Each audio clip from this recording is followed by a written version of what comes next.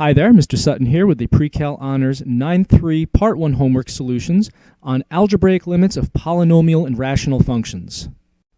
For this problem, we want the limit as x approaches 1 of this polynomial. Since it is a polynomial, it's continuous everywhere, and we know that the function value, the plug-in value, is going to give us the actual limit.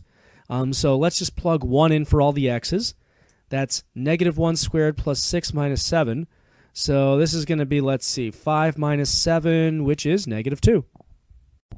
To find the limit on this problem, there really isn't much else to do in the beginning except plug in negative 3 and see what happens.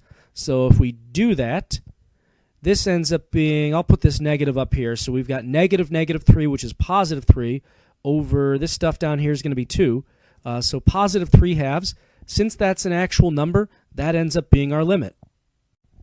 For this problem, to find the limit, I can see right away that if I plug negative 3 in, I'm going to have 0 in the denominator.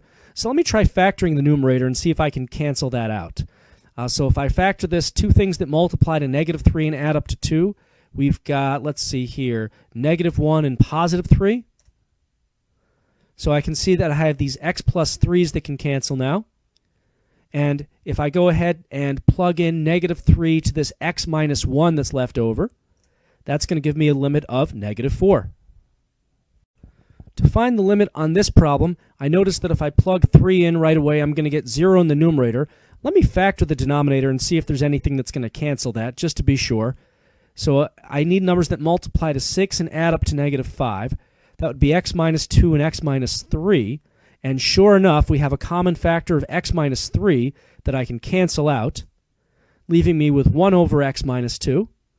Now if I go ahead and plug in 3, I've got 1 over 3 minus 2, or just 1 over 1, or just 1. To find the limit on this problem, I could plug in 1, but if I do that, I'm just going to end up with 0 over 0. So that means I'm going to have to go ahead at some point and factor this thing.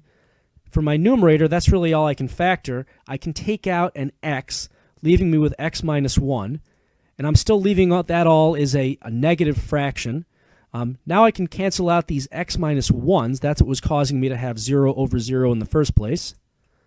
So now this is just the limit as x approaches 1 of negative x. Don't forget that negative is still there.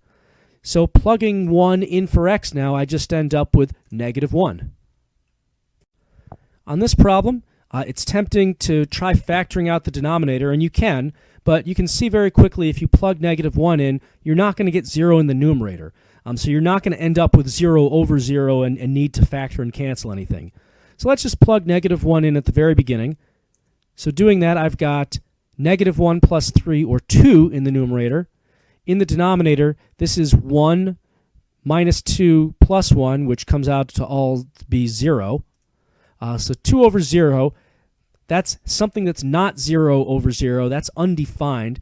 This means we have a vertical asymptote, and the limit, therefore, does not exist. On this problem, I can see pretty quickly if I find the limit by plugging in 7, I'm going to end up with 0 in the numerator. So I might as well just factor to see if that cancels out with something in the denominator. So in the denominator, two things that multiply to 21 and add up to negative 10. That would be x minus 3 and x minus 7. Conveniently, these x minus 7's are going to cancel, leaving me with limit as x approaches 7 of negative 1 over x minus 3. At this point, now that I've canceled out those x minus 7's, I'm going to go ahead and plug 7 in. That'll be negative 1 over 7 minus 3, or negative 1/4. For this problem, I'm trying to find the limit as x approaches a of all of this stuff. Now you can see if you plug a in for x, you've got a squared minus a squared over a to the 4th minus a to the 4th, essentially 0 over 0. Since that's indeterminate, that means we need to go ahead and factor this thing and see if we can cancel stuff out. So I'm going to resist the temptation to factor the numerator.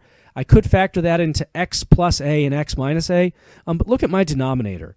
That's already going to factor into x squared plus a squared and x squared minus a squared, using pretty much the same shortcut. I mean, what's the point in factoring the numerator when I can already cancel it out with something in the denominator, right? So this is going to cancel out and leave me with 1 over x squared plus a squared. This is still as the limit as x approaches a. Since we've canceled something out, at this point it's time to actually plug a in. This is 1 over a squared plus a squared, which we can write as 1 over 2a squared, and that is answer choice B. On this problem, I'm trying to find the limit as x approaches 0 of this craziness. Now, you can see pretty quickly if you plug 0 in for all the x's, everything is going away, leaving us with 0 over 0. So rather than do that, let's go ahead and factor and cancel some things to see if we can get rid of that situation. In my numerator, I see that I can factor out a 2 and an x cubed. That would leave me with x cubed plus 3. And then in my denominator, I can just take out an x cubed, leaving me with 4x squared plus 3. So these x cubes get canceled. And I'm actually just going to go ahead and distribute this 2 back out to make my next step a little easier. So I'm going to call this 2x cubed plus 6 in the numerator. And at this point, since I've canceled something out, I'm going to try plugging 0 in again to see what happens. So plugging in 0 for the x's, that's going to get rid of all these first terms, leaving me with just 6 over 3, which I can reduce to 2. Choice D. On this problem, I want the limit as x approaches negative 3 of all this stuff. Now you can see pretty quickly if you plug negative 3 in up here, 9 minus 9 is going to be 0. Just on the off chance that I have another factor down here that's going to give me 0, let me try factoring out everything and cancel what I can. My numerator, I can factor into x plus 3 and x minus 3. For the denominator, we need numbers that multiply to negative 15 and add up to negative 2. That would be positive 3 and negative 5. So I see, sure enough, I can cancel something out. These x plus 3's are going away. And now with what's left over, I can go ahead and plug in my negative 3 that x is approaching. So that's negative 3 minus 3 and negative 3 minus 5, or negative 6 over negative 8. And of course, that's none of the answer choices. We have to reduce that to 3/4, and then we can match that with answer choice C.